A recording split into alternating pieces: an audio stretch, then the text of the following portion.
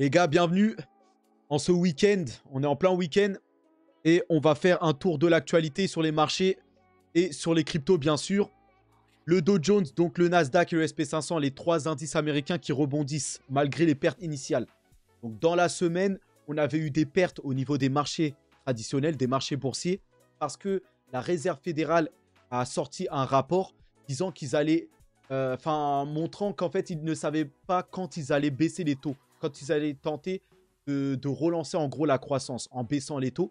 Et donc, ça a mis un doute sur les marchés qui ont eu de grosses pertes. Vous voyez? Donc là, ça, dans la semaine, c'était en baisse, mais là, vendredi, on a clôturé en hausse. Donc, on va voir pourquoi. Alors, le SP500, donc, qui clôture en légère hausse vendredi, mais les principales moyennes mettent fin à une séquence de 9 victoires de 9 semaines. Vous voyez, donc, on n'avait que de la hausse ces 9 dernières semaines, mais on clôture la semaine en baisse. Malgré que vendredi, il y a eu une hausse légère. Voilà, c'est quand même une semaine marquée par la baisse, enfin cette semaine. Et en fait, on a eu une légère hausse liée aux résultats qui sont sortis.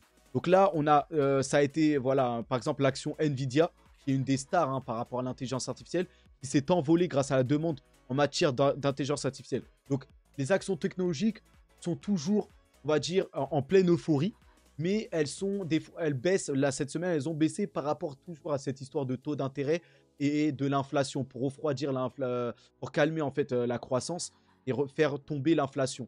Les prix sont très élevés. Et pour ça, il faut que les banques augmentent les taux d'intérêt pour pousser les gens à arrêter de consommer. Et donc, ça va refroidir l'économie. Et l'inflation va baisser. Mais voilà, les actions ont légèrement rebondi vendredi. Et d'ailleurs, par rapport à ça, n'oubliez pas, vous avez... Alors, attendez. Je vais vous mettre... Tac, tac, tac. Voilà, ça, c'est la principale raison. La principale raison de la hausse, légère hausse, on va dire, des actions, c'est que la masse salariale, en tout cas, l'économie américaine reste toujours très solide. La masse salariale, voilà, les salariés sont de plus en plus forts. Le chômage qui diminue, l'économie américaine qui est très résiliente, très solide. Et donc, on ne voit pas de signe de récession, une économie qui tomberait par terre. Donc ça a rassuré les marchés. Et voilà le petit optimisme sur les marchés. Mais ça, c'est un bien pour un mal, on va dire. Puisque le fait que l'économie américaine se porte toujours très bien, certes, là, on est sûr maintenant que la Banque centrale américaine ne va pas augmenter ses taux d'intérêt, mais elle risque voilà, de les laisser plus longtemps en fait, au même niveau pour toujours voilà, tenter de faire baisser l'inflation. Et l'inflation, quand on a une économie qui est très solide comme ça, l'inflation a du mal à diminuer. Donc le problème, c'est que ça, c'est bien. L'économie américaine ne va pas tomber en récession, dans une économie morose, voilà, à terme. Mais le problème, c'est que les taux risquent d'être élevés encore plus longtemps que prévu. Et ça risque de mettre une pression sur le marché et de rendre les marchés très fébriles à terme. Donc là, les marchés ont rebondi légèrement, mais moi, en tout cas, je vais éviter de rester sur les marchés traditionnels, en bourse, tout ça, puisque là, maintenant, on rentre dans une zone un peu un fil rouge, là. Maintenant, les taux vont rester élevés. On ne sait pas comment, comment l'économie va réagir à force que les taux restent à ces niveaux-là. Donc, on verra ça. Maintenant, on revient sur l'actualité. Parce que là, vous voyez, ça, le SP500, c'est l'indice standard des marchés, donc mondial, l'indice de référence. C'est un indice qui comporte les 500 plus grosses actions valorisées aux États-Unis. Et c'est l'indice standard mondial. Et donc, vous voyez que beaucoup ici, là, les membres du Congrès américain, donc les membres politiques qui votent pour les lois américaines, possèdent, comme vous le voyez ici, démocrates comme républicains, tous des actions, en tout cas en bourse apparemment. Donc c'est tous des investisseurs, c'est des personnes très intelligentes, donc elles investissent en bourse. Et vous voyez que la plupart des membres du Congrès ont fait mieux que le SP500. Donc le SP500 là a fait 24% cette année, vous voyez. Et regardez, la majorité des membres du Congrès, quand on regarde leur portefeuille, on voit qu'en 2023, ils ont fait mieux que le SP500. Donc, cette théorie-là, ce message qui dit que c'est difficile de faire mieux que les marchés, Warren Buffett, le meilleur investisseur, de temps en temps, fait à peine mieux que le marché ou un peu moins bien. Ça, c'est des faux messages qu'on essaie de vous envoyer parce qu'on ne veut pas que vous vous exposez à des actifs à risque pour pas que vous ayez des gains. Mais vous voyez que tout le monde peut faire mieux que les indices américains. Si chacun choisit les bonnes actions. Maintenant, je n'engage pas à aller vers là. C'est très difficile. C'est pas comme ça qu'on fait mieux en choisissant voilà, ces actions comme ça par émotion. On choisit du Apple parce qu'on aime bien ou des choses comme ça. Non. Et ça demande une étude très approfondie. Et la plupart des gens n'ont pas le temps de faire ça. Mais si vous vous penchez dessus et que vous étudiez profondément, que vous ayez une vision assez claire, c'est compliqué. Hein. Vous pouvez faire mieux. Et en sélection, en faisant du stock picking, c'est-à-dire que vous choisissez vos actions individuelles plutôt qu'un panier, vous pouvez faire mieux que le SP500 si vous choisissez les bonnes actions.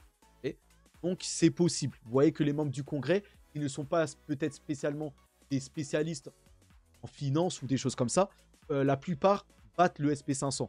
Okay, donc ça, c'est très important. Ensuite, là, par rapport aux véhicules électriques aussi, il y a beaucoup de choses. On ne sait pas ce qu'on nous cache. Que nous cache-t-on sur les véhicules électriques? Les shorts sur BYD, donc les paris à la baisse sur l'action BYD, l'action de l'entreprise chinoise de véhicules électriques BYD, est à son plus haut niveau. Donc beaucoup d'investisseurs parient à la baisse sur l'action de véhicules électriques chinoise BYD. Et en attendant, alors que l'entreprise Tesla domine. Dans le même temps, Cathie Wood, la célèbre investisseuse là, qui propose des ETF, là, des trackers en bourse, avec son fonds ARK Invest, achète des actions Tesla alors qu'elle en vendait depuis un an. Donc on ne sait pas trop ce qui se passe. Il se passe des choses, en fait. Pourtant, regardez, ici, on a l'opinion générale des analystes sur Tesla se détériore. Mais à côté de ça, vous avez des célèbres investisseurs qui investissent dessus. Donc, qu'est-ce qui se passe?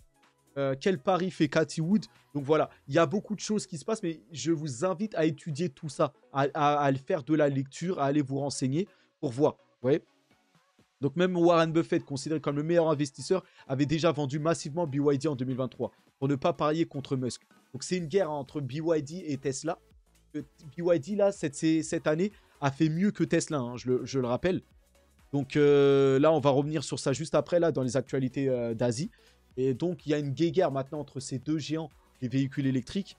Et donc, voilà. Est-ce que les Américains pourraient, on va dire, Cathie Wood ou Warren Buffett, soutenir Tesla, qui est une entreprise américaine, en vendant BYD? Je ne sais pas. Mais en tout cas, voilà. Il se passe des choses. Et il faut faire de la lecture pour se renseigner sur ça.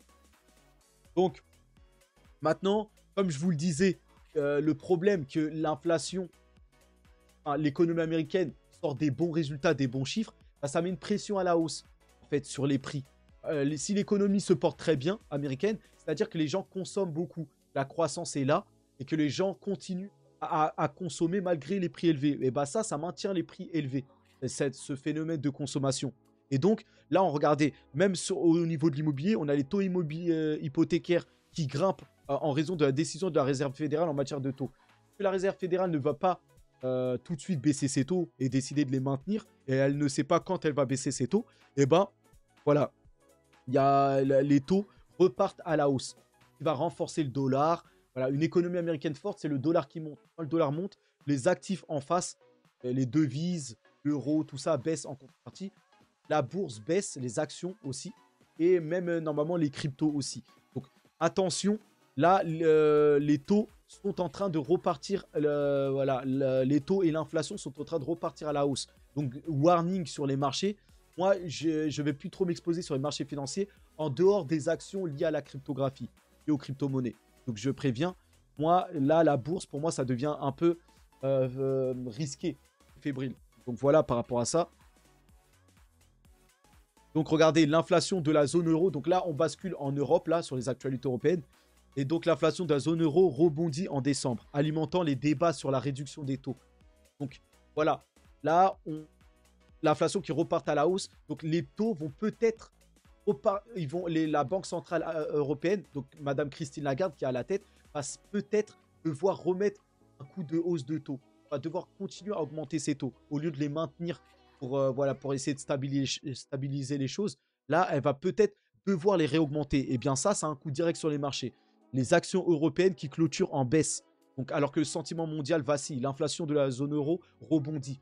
Donc voilà, les actions, ça impacte directement les actions que quand on augmente, si là comme l'inflation est élevée, c'est-à-dire que les gens consomment. Donc il faut réussir à faire ce que les gens ne consomment pas. Et pour que les gens arrêtent de consommer, il faut augmenter les taux d'intérêt. Il faut rendre les choses, les taux de prêt plus chers pour que les gens arrêtent d'emprunter pour consommer. Rendre les choses de manière plus chère ou les prêts ou n'importe quoi. Les gens arrêtent leur consommation pour que les prix repartent à la baisse, que l'inflation baisse. Vous voyez. Et là, il va falloir peut-être mettre un autre coup de hausse de taux pour que les gens continuent à arrêter de consommer, puisque là, les prix continuent à monter. Vous voyez.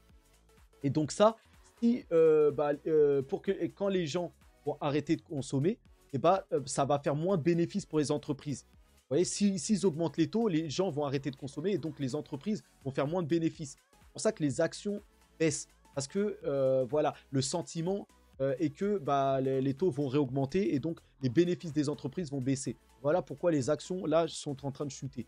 Et donc, je ne sais pas si vous comprenez, j'essaierai de répéter ça plusieurs fois. Et voilà en gros le détail par rapport à tout ça. Et donc la Banque centrale chinoise s'engage en faveur de la croissance. Donc là, on passe dans l'actualité d'Asie. Donc là, vous voyez qu'en Europe, ça ne se passe pas très bien. Aux États-Unis, inquiétude, les taux hypothécaires qui repartent à la hausse. Donc sur les marchés occidentaux, c'est la warning, on va dire. Là, en Chine et la Banque centrale chinoise, la Chine, c'est pas la même chose. La Chine, ils ont pour leur politique monétaire, ils ont des mois d'avance. Ils ont déjà fait baisser l'inflation. Et là, ils essaient de relancer leur économie, mais ils ont du mal. Et donc, là, on a la Banque centrale chinoise qui s'engage en faveur de la croissance économique. Donc, est-ce qu'elle va recommencer la planche à billets? C'est ce que tout le monde attend. Voilà. La Banque populaire de Chine a présenté une série de mesures visant à soutenir la croissance économique. Vous voyez, elle a souligné son engagement à maintenir une expansion économique régulière, durable, tout ça. L'importance d'une structure de crédit améliorée. Nous, tout ce qu'on veut savoir, c'est si elle va recommencer la planche à billets, soutenir l'économie. Vous voyez.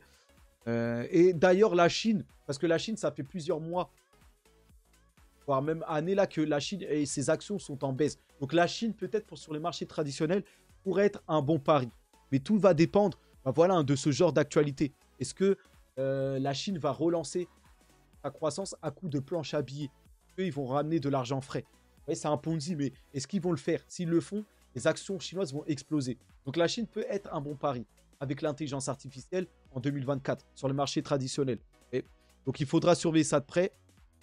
Maintenant, comme je vous ai dit, Musk qui s'est moqué un jour de BYD, l'entreprise de véhicules électriques, comme d'une menace.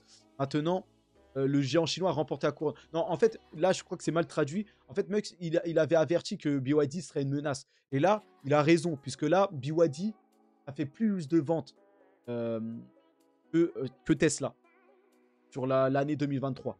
Donc là, c'est BYD les numéro 1, on va dire en tout cas pour cette année, en termes de vente de véhicules électriques. Les numéros 1 des véhicules électriques, maintenant, c'est BYD, le chinois. Vous avez d'autres marques chinoises, hein, NIO, XPeng, Li Auto.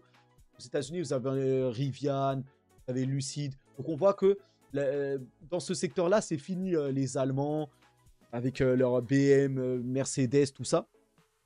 Ça, c'est fini, c'est quasiment du passé. Non, c'est les Américains et les Chinois qui vont se battre dans ce secteur. Les Allemands ou même les Italiens un peu avec le Lamborghini. Enfin, Lamborghini, quoi que ça appartient aux Allemands. Je veux dire Ferrari, tout ça. C'est un peu la fin de l'Europe sur les véhicules. Donc voilà. Or, l'Europe, ça va s'affaiblir aussi de ce côté-là. Donc, on verra comment ça se passe. Mais BYD va arriver et déferler aussi en France et en Europe. Va être un sérieux concurrent à Tesla. Et les autres marques de véhicules chinoises aussi. Hein. Le NIO, XPeng, c'est des marques très, très technologiques qui sortent. Et on a même Xiaomi. Hein. Xiaomi et Huawei vont sortir leur modèle de véhicules électriques. Donc, des constructeurs de smartphones qui vont sortir leur modèle de véhicules électriques. Donc là, la concurrence chinoise arrive avec agressivité, on va dire. Donc voilà, n'oubliez pas l'Inde. Je suis obligé faut pas oublier en fait de couvrir l'Inde parce que l'Inde est le pays qui va connaître le plus fort taux de croissance mondiale. Donc pour l'instant, l'Inde n'est pas très considérée dans les marchés financiers, des choses comme ça. Et l'Inde qui va intégrer toutes les entreprises de fabrication mondiale, comme les entreprises qui fabriquent les puces, des choses comme ça. Apple va migrer ses usines de la Chine vers l'Inde et même Tesla risque de de rentrer plus en Inde. Donc l'Inde pourrait même prendre la place de la Chine. La Chine pourrait avoir encore des difficultés puisque l'Inde risque de tout rafler. Et c'est peut-être l'Inde, le nouvel Eldorado, peut-être pour 2024-2025. Donc voilà, une croissance économique de 7,3%. C'est énorme. Donc l'Inde, pour l'instant, n'est pas une menace pour les Américains. C'est plutôt la Chine qui est très proche de succéder aux Américains en termes de puissance mondiale. Mais l'Inde progresse très vite et va prendre la place de troisième mondiale. Ensuite, l'Inde, peut-être dans 3-4 ans, va devenir une menace réelle pour les États-Unis. On verra d'ici là. Mais l'Inde va connaître un fort taux de croissance et il faut surveiller ce pays-là. Voilà. Peut-être qu'il y aura des affaires à faire, on va dire. Mais en tout cas, les grandes entreprises américaines l'ont compris. Nvidia, Apple, Tesla, tous sont en train de se diriger vers l'Inde. Donc voilà, ici, on se tourne vers les cryptos. Parce que je sais que c'est les cryptos qui intéressent. Mais je suis obligé en fait, sur les marchés, il faut avoir un regard 360 sur tout. C'est ça qui aussi peut impacter les cryptos. Voilà, il faut s'intéresser à la macroéconomie. Et ici, on a le Bitcoin qui remonte un peu là. Aujourd'hui, il remonte à 44 000. Donc, c'est un range en fait. Un range d'une semaine, un mois. Ça fait un mois que ça range. On est suspendu aux ETF Bitcoin Spot. Donc, les trackers marchés financiers traditionnels qui vont répliquer le cours du Bitcoin. Les émetteurs vont acheter du Bitcoin pour les proposer à leurs clients fortunés. Et donc, voilà. Ici, on a, vous voyez, GMT et Corgi IA qui explosent. Plus 52% et plus 45%. Donc, on va rapidement aller voir ce que c'est et se tourner vers les actualités crypto. Donc, GMT, on sait déjà ce que c'est. C'est lié à Stephen. Donc, c'est une crypto qui est là. En fait, c'est dans l'écosystème Solana. Alors, je vais vous mettre le site internet. C'est le site Stephen. Donc, bouger ou marcher pour gagner de l'argent. C'est un concept qui est sorti après le concept des play to earn. Jouer pour gagner. Et bien là, vous avez courir ou marcher pour gagner. Donc, vous allez acheter des modèles de chaussures dans le métaverse ou dans voilà, des choses comme ça. Et vous allez en fait marcher dans la vie réelle en sélectionnant cette paire sur votre téléphone et en gardant votre téléphone. Et vous allez générer des cryptos comme ça. Vous allez générer des cryptos, donc de l'argent réel. Vous voyez, ça, c'est un concept. Et en fait, la crypto GMT, c'est la crypto de ce projet-là. C'est Stephen. Donc, ce projet-là, jouer pour gagner ou marcher pour gagner ou courir pour gagner, est en train d'exploser, de revenir dans la hype. Donc, on va voir ce qui va en être. Donc, pour GMT, je ne sais pas c'est en combien de position, mais ça vaut dans les 600 millions de capitalisation. Bon, c'est correct. Ça ne vaut pas encore 1 milliard, mais il y a de fortes chances voilà. Il y a des chances que ce projet soit une référence plus tard, dans le métaverse, des choses comme ça. Donc, on verra. Ça, c'est le futur. Maintenant, Corgi IA. Corgi IA. Donc, ça, je ne connais pas.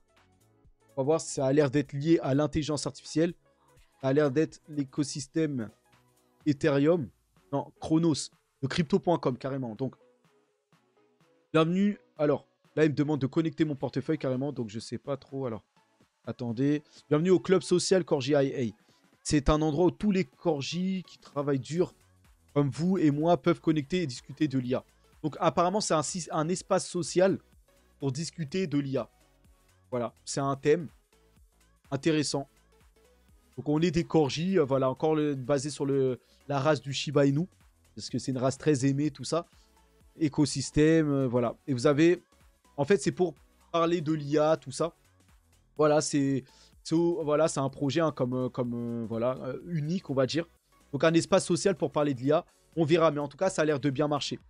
Donc, voilà, par rapport à ça, on va passer aux actualités crypto. Donc, les sociétés de cryptographie qui introduisent, là on reste dans le côté occidental, des évaluations risquées et des tests financiers en réponse aux nouvelles règles strictes au Royaume-Uni.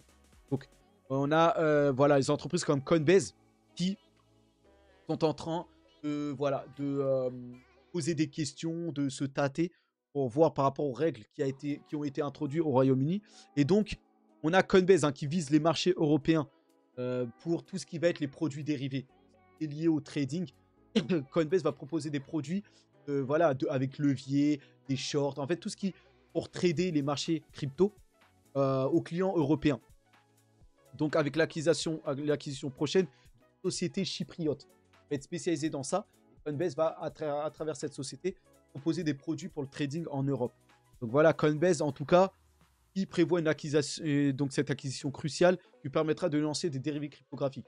Depuis la faillite d'FTX, qui était leader dans les produits dérivés, à off-chain, c'est-à-dire une entreprise derrière, parce qu'on a des produits, on a des services comme ça sur la blockchain, avec GMT, tout ça, DYDX qui propose les dérivés, tout ça, et de manière plus réelle, avec une entreprise derrière et plus publique dans le monde réel, on n'avait que FTX principalement. Et d'autres entreprises comme BitGate, mais des plus petits exchanges crypto comme ça. Mais là, depuis que FTX a fait faillite, avec Sam Bankman-Fried qui a fraudé tout ça, son PDG, là, on a Coinbase qui, historiquement, se veut comme une entreprise d'échange de crypto très facile, très simple d'utilisation. Coinbase a repris un peu la place de leader dans ce segment-là des produits dérivés et tente de s'expandre à l'international. Et on va voir maintenant si ça va prendre. Donc Coinbase, voilà. Coinbase, je rappelle, qui est introduit en bourse, donc qui est réglementé et qui suit la réglementation américaine pour se conformer. Et apparemment, ils ont bien fait que Binance, par exemple, qui est le numéro 1 des exchanges crypto pour échanger des cryptos, n'a pas suivi cette voie et Binance a eu beaucoup de problèmes. Ils ont réussi à avoir la tête de son PDG, Changpeng Zhao, et Binance a des gros soucis de réglementation un peu partout dans le monde. Donc Coinbase semble prendre la voie et devenir le exchange leader mondial. Et c'est par Coinbase, justement, que vont passer les ETF, voilà, les trackers. Et donc Coinbase va apporter énormément de valeur et va aider à l'adoption massive. C'est pour ça que actuellement j'investis sur l'action Coinbase. Donc j'ai pris pas mal de bénéfices. J'ai réalisé un x3 ou x4 déjà sur Coinbase, voire plus. Là, j'ai pris mes bénéfices, mais l'action a chuté fortement. Donc il pourrait que je remette des billes sur Coinbase là prochainement. Donc on verra ça. Et donc on va voir pour Coinbase. En tout cas, c'est des bonnes nouvelles. Et donc les investisseurs en crypto-monnaie attendent avec impatience la décision de la SEC sur les ETF Bitcoin. Donc maintenant, ça fait plusieurs jours, semaines, on parle de ça. Mais là, vraiment, je vous avais dit que c'était peut-être la semaine qui était arrivée là. Bon, ça n'a pas été cette semaine, mais là, on a la date limite, de toute façon, c'était le 10. Et là, on est le 7. Et donc, il y a de grandes chances que ce soit d'ici à mercredi. Très probablement. D'ailleurs, on va le voir que BlackRock le pense, donc, qui est le plus gros émetteur. Donc là, je pense quasiment à coup sûr, il y a des grandes chances que ce soit d'ici début de la semaine prochaine, donc dans 2-3 jours. Donc là, pour moi, c'est cette semaine. C'est comme ça que j'ai titré la vidéo. Et donc, pour moi, ça arrive cette semaine et ça risque de péter à la hausse. Donc, est-ce que la nouvelle va être vendue? Ça peut se produire aussi. Et là, au vu de la hype que ça peut produire, une acceptation de cette telle ampleur, je pense, pour moi, que ça va monter. Ça va fortement monter à plus de 50 000 avant cette fois de fortement corriger. Vous voyez? Donc, on verra. En tout cas, c'est tout proche. Ici, on a BlackRock, justement, et Grayscale, deux des plus gros émetteurs qui se préparent à entrer donc, sur le marché des ETF spot, Bitcoin spot. Vous voyez? Donc, voilà. Et d'ailleurs, d'après BlackRock, donc, ETF Bitcoin, l'approbation de la SEC pourrait tomber mercredi prochain, selon BlackRock. Vous voyez? Donc là, c'est... Voilà. Hein. Pour BlackRock, c'est mercredi. Hein. Donc, à la date limite de 10. Vous voyez, on parlait du 10 comme date maximum. Vous voyez? Et pour BlackRock, c'est avant le 10. Là, c'est le 10 que ça sera approuvé. Donc là, si BlackRock le dit, c'est que ça va être là, dans cette zone ou aux alentours. Attention après au piège. C'est très psychologique sur les marchés, vous le savez, tout ça. Pas besoin de le répéter, mais en tout cas, attendez-vous à ce que dans la semaine, ça pète. Hein. Et ne soyez pas surpris. D'ailleurs, peut-être que je vais investir environ 1000 € là, sur les marchés dans la journée ou d'ici à demain pour essayer de bénéficier d'un maximum de cette nouvelle. Après, la nouvelle peut être vendue hein, à chacun de prendre ses décisions. Vous voyez? Donc voilà, BlackRock is coming. Donc comme je l'ai dit, pour BlackRock, voilà, les ETF. Le prochain ETF de BlackRock déjà se négociera sur le ticker IBIT. Donc IBIT. Si vous voulez trouver son tracker, donc son ETF sur le marché traditionnel en bourse, pour vous exposer au Bitcoin, ce sera à travers le IBIT. Et donc tous les clients fortunés de BlackRock vont aller acheter ce tracker avec ce ticker IBIT. Vous voyez? IBIT. Vous voyez? Donc voilà, les affaires roulent pour Larry Fink, le PDG de BlackRock. Et donc, en attendant, BlackRock qui restructure l'organisation et BlackRock qui va licencier 600 employés à l'approche de son ETF Bitcoin Spot. Donc, BlackRock prépare une réduction de son personnel en anticipation à l'approbation de l'ETF Bitcoin Spot. Donc, voilà, BlackRock fait le ménage et se prépare à voilà, changement stratégique et timing. Donc, voilà. Et ils font le ménage chez eux. Il n'y a pas de pitié hein, dans le monde de l'entreprise. Et voilà, pour faire des bénéfices, des fois, il faut couper, il faut faire des choses. Et BlackRock, c'est plus que jamais eux, ils sont prêts à ça. Vous voyez. Donc voilà, incroyable.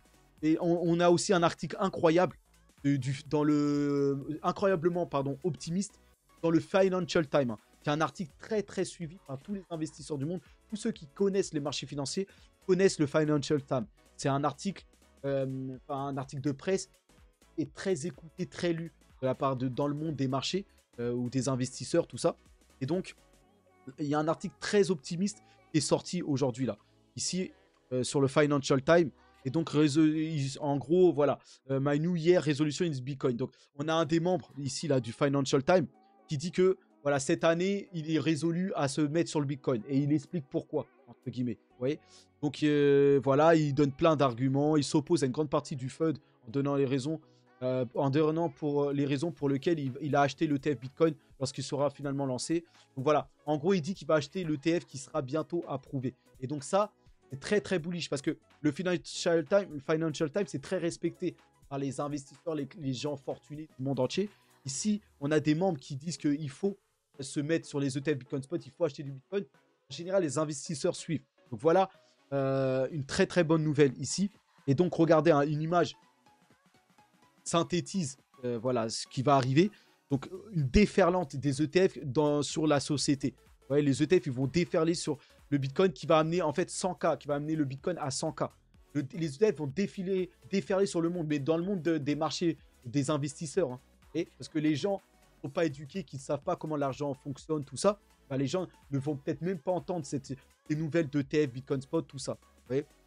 Mais les gens qui regardent par exemple cette vidéo, voilà, vous-même, moi, ceux qui sont intéressés à trouver une certaine liberté ou à avoir plus d'argent, on est au courant de ça. Mais la majorité des gens autour de nous ne savent même pas ce qui se passe. Occupés à aller travailler ou à aller se divertir, ils ne savent même pas ce qui se passe et tout l'argent qu'on peut se faire, qu'il va y avoir sur les marchés et voilà, qu'on va démultiplier. C'est assez incroyable, mais bon, c'est comme ça. Et donc, regardez, hein, en tout cas, de plus en plus de gens quand même s'y intéressent. Ici, on le voit, hein, les recherches Google pour ETF Bitcoin sont devenues paraboliques. Donc ça y est, hein, les gens comme la majorité, bon, c'est pas tout le monde, hein, même peut-être 1% de la population mondiale, voire 2 encore. Mais voilà, une majorité des gens, c'est plutôt les gens qui connaissent un peu l'histoire des marchés financiers, des choses comme ça, qui sont plutôt entrepreneurs ou des choses comme ça, qui viennent à chercher à faire des recherches dessus. Donc les gens commencent à s'y intéresser. On est vraiment qu'au début. Hein. On commence à avoir un intérêt là. Vous voyez. Et en général, quand les gens vont vraiment s'y intéresser, c'est que le Bitcoin sera tout en haut. Et ces gens-là vont entrer parce que les articles vont dire que le Bitcoin sera déjà à 100 000 ou 200 000 dollars, va aller à 500 000 certainement dans la foulée. Ben, les gens vont rentrer et ils vont se faire rect. Le Bitcoin va retomber dans les 60 000 et 100 000. Donc c'est toujours la même chose. En tout cas, on a Van Eck, l'un des émetteurs des ETF, qui souhaite reverser 5% de ses bénéfices. Le gestionnaire d'actifs a dévoilé qu'en cas d'approbation de son ETF Spot, des bénéfices seront reversés aux développeurs Bitcoin, Bitcoin Core et de Brick. Donc voilà, ils veulent reverser leurs bénéfices parce que de toute façon, ils vont se faire beaucoup d'argent. Donc voilà, ils veulent reverser tout ça. Donc ça, c'est des bonnes nouvelles. Voilà, même le Nasdaq, hein, même sur les marchés, voilà, parce que ça concerne le Bitcoin, c'est technologique. Les émetteurs vont être côté technologique là pour les ETF Bitcoin Spot. Le Nasdaq, l'un des 3 gros indices technologiques, vient de déposer une mise à jour pour le dépôt de Valkyrie du Bitcoin ETF. Et donc rien à ajouter de plus, ça y est. Donc si le Nasdaq dépose une mise à jour, c'est que ça y est, l'approbation est quasiment sûre. Le Nasdaq s'apprête à recevoir ses ETF. Donc l'indice américain est prêt pour recevoir ces trackers sur les marchés financiers. Et donc, voici la liste des grands émetteurs qui vont proposer des Bitcoin Spot, des trackers de Bitcoin sur les marchés financiers. Donc, Ark Invest, Franklin Templeton, Invesco Galaxy, Wisdom Free, BlackRock, Grayscale, HDEX, Valkyrie, Van Eck, Fidelity et Bitwise. Donc ça, c'est des fonds qui sont sur voilà, des géants institutionnels qui possèdent des fonds pour plusieurs millions, voire milliards d'actifs gèrent. Et c'est eux qui émettent en général les actifs pour que les clients euh, puissent investir dessus, en détenir dans leur portefeuille. Donc voilà. Et tout ça, en général, ça devrait passer par les banques. On aura des banques partenaires comme JP Morgan, du Goldman Sachs. Et ça devrait passer aussi par Coinbase. Qui devrait émettre ça à travers ses produits. Donc ça y est, hein, on y est. Et c'est peut-être dans 3 jours. Et donc, voilà, BlackRock, lui, s'attend à ce que ce soit mercredi. Et donc, la SEC qui avertit, hein, attention au FOMO ici. Donc, on a une lettre de la SEC, voilà, ici, qui avertit les investisseurs de dire non au FOMO concernant les actifs numériques. Donc, la SEC avertit de ne pas paniquer, de ne pas avoir la peur de louper le train de l'investissement. Donc, la SEC prévient les investisseurs de ne pas paniquer par rapport à tout ce qui va se passer. Okay. Donc, voilà, ils préviennent qu'il se peut que on ait des influenceurs, soit nos sportifs, nos athlètes préférés, nos influenceurs préférés, qui risquent de promouvoir ou d'acheter voilà, des cryptos, des choses comme ça. Mais en gros, la SEC dit de ne pas toujours suivre, de faire très attention par rapport à ça. Donc, la SEC sait qu'il y a une euphorie qui arrive. Vous voyez. Donc, ils préviennent les investisseurs de ne pas faire n'importe quoi non plus. Donc, l'approbation de l'ETF Spot Bitcoin serait une erreur. Là, c'est ce que déclare le CEO de Better Markets. Donc, nous, on est tout proche, hein, de l'approbation, mais il y a quelques personnes, il y a des CEO de grandes entreprises comme Better Market, donc Denis M. Keller qui, dans une lettre, voilà, dit que son entreprise a demandé à la SEC de ne pas approuver un ETF Spot Bitcoin. Nous soumettrons dans cette lettre un commentaire supplémentaire parce que c'est une erreur grave, voire historique, qui conduirait presque certainement à un préjudice massif pour les investisseurs si la SEC approuve le changement. Donc, dans cette lettre, Better Market dit que c'est une grave erreur d'accepter la liste des ETF. Donc je ne sais pas pourquoi, ils ont leur raison. Mais voilà. Mais après, voilà, Better Market, c'est pas BlackRock, c'est pas Fidelity.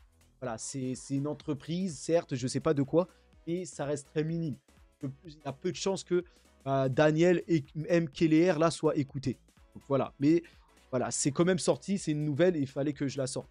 Donc voilà. En tout cas, Bitcoin qui est en pleine euphorie connaît un regain d'activité. Donc même le portefeuille de Satoshi Nakamoto, qui est anonyme et le créateur du Bitcoin, on ne connaît toujours pas son identité. Lui, le portefeuille en tout cas, reçoit 27 Bitcoins. Donc voilà, il y a une pleine euphorie et avec tout le minage, tout ce qui se passe, le portefeuille grossit. Donc ça, c'est une très bonne chose. Maintenant, on va aller sur le prix du Bitcoin et on va constater que c'est toujours autant optimiste. Vous voyez, en tout cas, au niveau des charts, là. Et donc, regardez, on est sur le point de casser tout ça, là. Vous voyez. Donc ça s'approche. Hein. Breakout looming. Donc, on est sur le point. Là, ça tergiverse, tout ça. Mais d'ici à mercredi, il se pourrait qu'on casse et qu'on aille directement aux 50 000. Hein. C'est très, très probable. Quand je pèse mes mots, probable. Vous voyez. C'est pas... Voilà. C'est quasiment du sûr. Et donc, voilà. Bitcoin peut dépasser cette résistance cette semaine. Cette fameuse résistance des 44 000, 46 000. Voilà. Et ça pourrait aller très vite, hein, à plus de 50 000, hein, voire 55 000, avec une approbation de cette ampleur-là. Donc, préparez-vous, les amis. Alors, tac, ça continue. Bitcoin loading, tout ça. Donc, regardez, hein, quand on regarde sur les RSI, donc on est ici, on casse. Et là, voilà, on a cassé la zone qui est de baisse. Et il semblerait qu'on va repartir à la hausse. Ben, c'est pareil, ça va se refléter sur le cours du Bitcoin en haut et aller certainement chercher les 48 voire 50K très proches. Donc tout montre que voilà, ici à chaque fois c'est des bougies rouges, voilà, vertes qui montent, rouges. Et là regardez, on entre depuis le début de l'année, on va dire. Enfin, depuis là il parle plutôt de fin 2023, mais bon, en fait c'est depuis quasiment le début d'année 2023 qu'on s'est stabilisé sur Bitcoin à 15 000 et qu'on est remonté. Et là, vraiment, ça commence à se tourner dans le vert réel. C'est-à-dire que là, on est en pleine euphorie de hausse qui va nous amener de manière parabolique à la hausse. Donc, c'est ce qui est dit sur ce chart. Et normalement, si on suit, comme d'habitude, hein, si on prend de manière reculée, vous voyez, on suit à chaque fois les choses.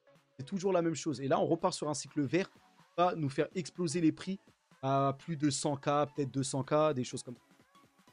Donc voilà, hein, toujours pareil, du vert, du rouge, du vert, du rouge. Là, on a eu le rouge, maintenant on va avoir le vert. Et voilà. Et comme d'habitude, par le passé, regardez, voilà, du vert, du rouge. Ensuite, après le rouge, on a en général quelques mois de vert avant le halving. Et après le halving, ça explose. Pareil ici, du rouge, quelques mois de vert, halving, explosion. Là, ici, du rouge. Maintenant, on est dans les quelques mois de vert. On va avoir le halving et ensuite explosion. Comme d'habitude.